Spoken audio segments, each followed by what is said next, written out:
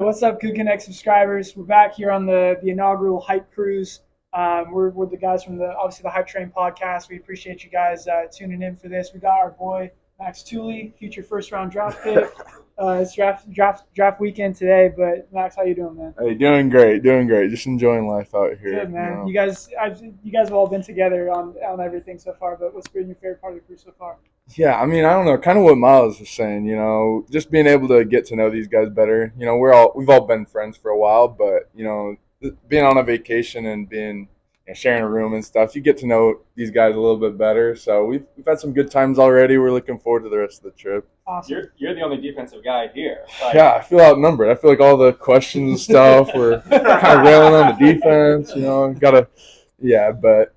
Gotta represent the defense. Doing a little scouting for practice. Yeah, sure, exactly. Right? Yeah, he's seeing how their basketball skills are and whatnot, getting their tendencies. Make the trash talk a little bit more personal. Yeah. Mason, I know you snore. He was snoring. Yeah, you were talking in your sleep last night, actually. Yeah, for a second. It was creeping me out, but I know your innermost thoughts.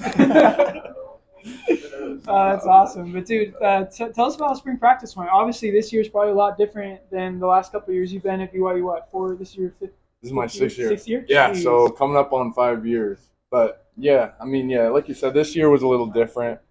Just being a 6-year senior as well as coming back from shoulder surgery. I got shoulder surgery about 5 months ago, so during spring ball was kind of the time where I was recovering the most. So yeah, I've just been focused on learning the defense. Gaining weight. That was a big part of, or point of emphasis coming back. If I wanted to come back, I just needed to gain some weight. So that's really what my biggest focus has been. But yeah, just watching the offense and defense during spring ball has been fun. Different perspective from the sideline. But yeah, the boys are doing great. So. Awesome. How many calories are you trying to eat on this cruise? I mean, yeah, like Mason said, you got the 2 entrees for dinner. I need to start stepping it up. Maybe getting 3. Maybe I'll get 3 tomorrow. But we'll get you the Guy Fieri burger and the chef chicken sandwich. That's what I've been looking forward to. So we'll have to hit that today. But this will help. This will help towards the weight gain for sure. That's sweet, man. Kind of walk me through a little bit through spring practice. I know under in past years you guys wouldn't really hit that much. It sounds like you guys were pretty much live every single practice. What has that done to kind of the energy of the practices, and how did everyone hold up with injuries on that? Yeah, I think like you said, in years past we haven't necessarily been as physical. We'll always get some full contact in our camps, but yeah, I think Coach Hill and having the new coaches in and a lot of new guys, half of our locker room seemed like new faces. So I feel like it was a lot of getting to know how guys play on the field. A lot of freshmen, so seeing how physical they can be, especially in the linebacker room. That's what linebackers play is all about. Coach Enna is looking for who's willing to hit people, who's willing to fill the gaps. So I feel like this spring was a good test to see where these newer guys, these younger guys, where they stand in terms of college football athletic or physicality, I guess. Yeah, for sure. I know, obviously the top 3 guys like you, Ben Bywater, and AJ Vonfachan are obviously going to be like the top 3 guys. But who are the next guys up that you're kind of looking at, especially from spring ball and seeing like, yeah, these guys are next. Yeah, I mean, yeah, like you say, we're excited for AJ and whoever else comes in this summer. But I think the guys that looked really good to me were both the Kafusi guys. Ace and Micah both look good. They got it in their blood, so they were looking real good. Ammon Hanneman moved down to linebacker this spring, so he gained a bunch of weight, and he's starting to look pretty good. And we got a lot of guys. Isaiah Glasker, he's looking really good on the field side, gaining some weight as well.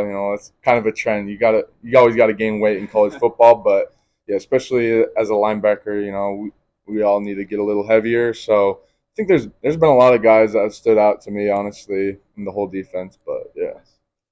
Go ahead. You got it. One word to describe Jay Hill. I want to say intense, but I don't know if that's the one word to describe him. Honestly, for me personally, it's probably been like a friend. Okay. Like I feel like I've just been able to have like conversations with him that I don't know, I haven't had with a lot of my coaches in the past or even, other coaches on the staff. I feel like he's came in and he's been a good like mentor and really just, kind of trying to get to know me off the field and on the field. So I feel like he's been a great mentor. All right. So this question's a two-parter, but the first one, how do you feel about the nickname Mad Max? I like it. You like it? Okay, good. Yeah. Good. No, I know a like couple that. years ago, Jake Oldroyd didn't like Oldroyd or whatever it was. Oldroyd. But, Jake the Make. Jake the Make, that's what it was. But with that, I think one of the reasons why I find, and I'm sure a lot of fans at LaBelle Stadium find it so enjoyable to watch you play defense, is you're just right on that line between, being reckless and just like being just completely in control.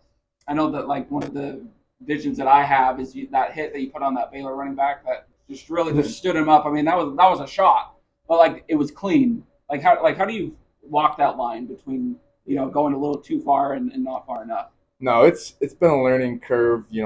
Even since high school. I mean, I always had that aggression, and sometimes it cost me. I'd get a targeting penalty almost every game. Back then you weren't getting thrown out. Right. But yeah, I think over my course at BYU, I've just had to learn how to channel that. Find the balance between playing aggressive and fast and playing smart and technical.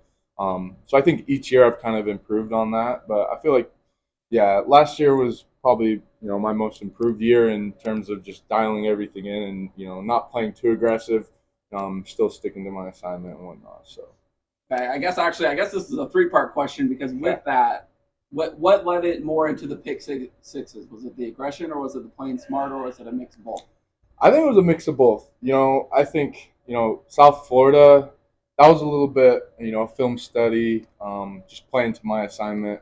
I had the running back out the backfield, so we're not always taught to fly up on that and be aggressive. But I think I kind of finally found that balance where I was able to commit to being aggressive, but still being smart at the same time, So I think a little bit has always been my aggressive nature and just like running to the ball.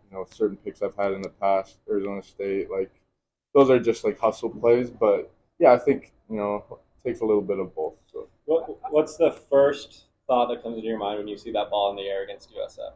Is it as simple as I better catch this? Yeah, well, honestly, at first I didn't think I was gonna catch it. I thought I was just gonna hit the guy because I don't know. That's what I like to do. I like to hit running back. people. Yeah. And I hadn't had too many picks or pick sixes at that point, so I was like, yeah, I need to just wreck this guy. But yeah, as soon as I saw it, I had the space to make a play on the ball. Yeah, I was like, yeah, I need to score a touchdown. And then when it's secured, are you thinking like this is a touchdown all the way? Are you thinking someone's gonna catch it from behind? I thought someone was hawking me. Yeah, I saw you almost tripped. I mean, that happened to me a couple times in high school too. Like, I don't know, for some reason I thought there was a guy behind me. Maybe it's just not trusting my speed, but you took a peek up at the video. Yeah, right? yeah, exactly. You can kind of see me towards the end. I look up and there's like nobody really even close. I'm like, oh wow, like almost fell for nothing. Like pull up a little peace sign, but. Yeah. Let's wait for some great photos. I wanted to talk me through the Utah State one, particularly the celebration, going through the end zone at the end. You're kind of like waving to the crowd like that. What was going through your mind on that one? Honestly, I don't know. My celebrations are goofy. They always have been. It's just I just do whatever comes to my head. But I think at that moment, I don't know. I kind of felt like I don't know. Maybe underlooked. I didn't even start that game actually, so I felt like I had something to prove that game, and I don't know. I don't know what that is, but like, it's awesome, man. In my head, I was just like, yeah, like you just got to prove people wrong and do whatever. So yeah, dude, man, you're everyone's favorite player. Like every person I talk to about the defense, like even if they don't even really follow BYU that much, they're like, is Max Tooley coming back? Like.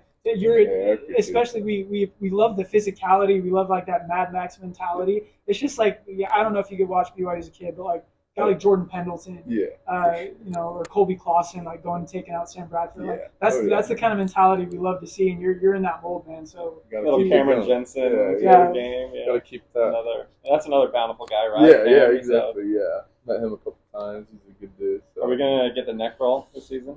I think we might have to. Yeah, we might have to make some adjustments on it. Maybe get a little customization going. But yeah, I think the neck roll might be into. We need Mason to get one too. A little fullback linebacker. I gotta be able to. I don't know. Actually, I feel like it kind of helps. It kind of hurts your vision almost. Like there were a couple games getting used to it. I was like, dang, I can't really see right. But Yeah. Get it. And then want to give you an opportunity to respond. You, Miles, in the hole. Who's winning? I don't want to give as much hesitation, but Max is winning that one. I don't know. Miles is a little shorter. He's got the gravity down. So it depends who's getting lower, ultimately. But it'll be a good collision for sure. Let's just not let it play out. And then you're going to tackle Mason Wade. You going high or you going low? He's going to the hospital. I don't know. He's probably hurdling me, to be honest. He'll probably try to hurdle me. I got hurdled by Michael Mayer last year, so I've been hurdled by tight ends. I wouldn't be surprised if he pulled out a hurdle. Oh, that's awesome. You don't want to trick me, anyways. I pray that he loses that one. I really do. Who's a defensive back that hits like a linebacker? Probably. I mean, obviously Micah Harper. He plays like a little missile. He's small, but he looks like a linebacker. He's kind of thicker and built like a linebacker. But honestly, I think what surprises me is how hard Jacob Robinson will come down and hit. He's probably one of the lighter guys on our whole team. I don't know. I think back to USC a couple years ago. I know he hurt himself doing it, but he was just throwing his body around, just giving everything he got. And I don't think guys were expecting him to hit him that hard. A sheer tackle too, at the end of that SMU bowl game for him to come up and make that play. Yeah, Jacob's a great tackler. We got a lot of DBs that are good tacklers. Eddie, I haven't seen him do a lot of live stuff just this spring, but yeah, he's the same way. Ball hawk, likes to hit people. So. And then which game are you most looking forward to this year? I don't know. I think Oklahoma, honestly. My cousins are actually the biggest Oklahoma fans in the world. So they grew up going to every game. They were from Tulsa. They'd fly up to every game, and so they're excited for this one as well. But I think just ending my career at Laval, one of the biggest games will be unforgettable. So yeah, that's a good one. Yeah. Late November. What are you guys Oklahoma excited for? What do you guys think will be a good game? I mean, game one. Game one. Cincinnati. I mean, first home Big 12 game, right? Atmosphere is going to be bumping. But yeah, it's hard not to kind of. You guys shouldn't, but as fans, look ahead to that Oklahoma game a little bit. Yeah, I'm excited for every game. I'll take every game one at a time, like Mason said. But you got 15 more of them. Yeah. Right? So make everyone count. Yeah. Speaking of, you're a guy we thought maybe could go think about turning pro this year. What brought you back to BYU for another year? Yeah, so I hurt my shoulder in the Liberty game last year, and I already had the twin labrum, so I was kind of deciding whether I should get it fixed or not, and I don't know. I just didn't feel like I got the full experience, and getting hurt in that Liberty game and going into the tent and just thinking about oh wow, was that my last playing at BYU? Kind of, I don't know. It hit me deep, and I had to reflect for a long time, and it still took me a while to decide. But ultimately, I feel like coming back is going to give me the best chance to show what I can do in a different scheme, at a different size, in a different position. So. Show my versatility. So, yeah. For sure, man, dude. We're rooting for you all season, man. We cannot wait to see you come out and baptize people again this year. Thank you. I appreciate that. But yeah, you're gonna obviously have a great season. We wish you all the health and all the success in the world this year. Appreciate it. Thanks for having me on. Absolutely. But guys, thanks so much for joining us again for another episode. Appreciate our sponsors again. That's Banter and Pacific Horizon Credit Union. Thanks for helping us put this on, and we'll talk to you guys on the next one.